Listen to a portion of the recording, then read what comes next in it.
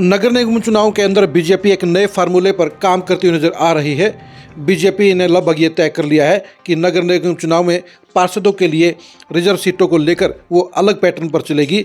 अभी तक महिलाओं को जनरल सीटों के ऊपर भी टिकट दे दी जाती थी, लेकिन अब बीजेपी हाईकमान ने ये फैसला ले लिया है कि महिलाओं को सिर्फ महिलाओं के लिए रिजर्व सीटों पर टिकट मिलेगी, जनरल सीटों पर टिकट नहीं मिलेगी।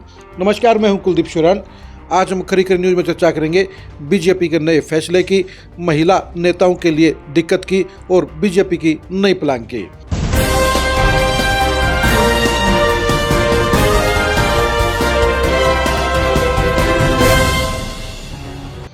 बीजेपी 2026 के नगर निगम चुनाव में बड़ी जीत हासिल करना चाहती है और इसके लिए उसने एक नया फार्मूला तैयार कर लिया है और इस नए फार्मूले के तहत अब ये तय किया गया है कि उन महिला नेताओं को जनरल वार्डों के अंदर टिकट नहीं मिलेगी। महिला नेताओं को सिर्फ महिलाओं के लिए आरक्षित वार्डों में ही टिकट मिलेगी।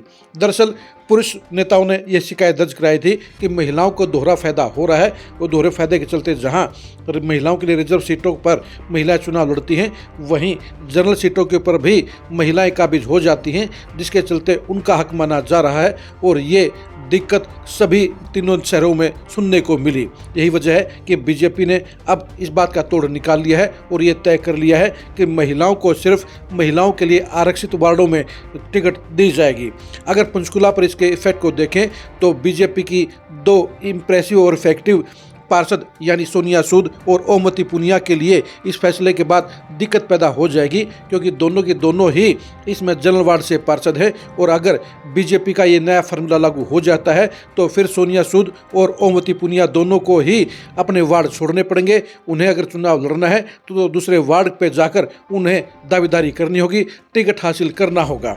यानी बीजेपी के इस फैसले के चलते उन महिला पार्षदों के लिए बड़ी समस्या पैदा हो गई है जो चुनाव लड़ना चाहती हैं जनरल वार्ड से, लेकिन उनका वार्ड अब इस कोटे से बाहर हो गया है और उन्हें अगर अपनी सियासत आगे जारी रखनी है तो उन्हें महिलाओं के लिए रिजर्व वार्ड में जाना होगा।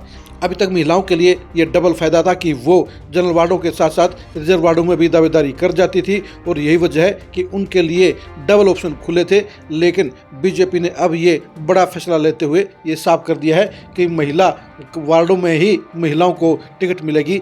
जनरल वार्डों में बीजेपी उन महिलाओं की दावेदारी खारिज कर देगी जो चुनाव लड़ना चाहती हैं।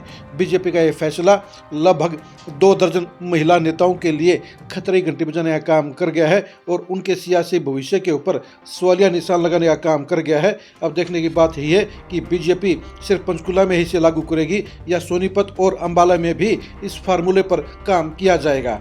आप बीजेपी के इस फार्मूले के बारे में क्या सोचते हैं, कमेंट करके जरूर बताइए।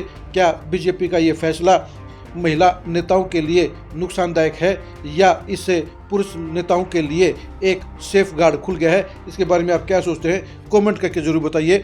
नगर निगम चुनाव की एक्सक्लूसिव खबरों को जानने के लिए आप लगातार खरी खरी न्यूज़ के साथ बने रहिए। आप हमारे फेसबुक पेज पर फॉलो कीजिए, आप हमारे यूट्यूब चैनल को सब्सक्राइब कीजिए। नमस्कार।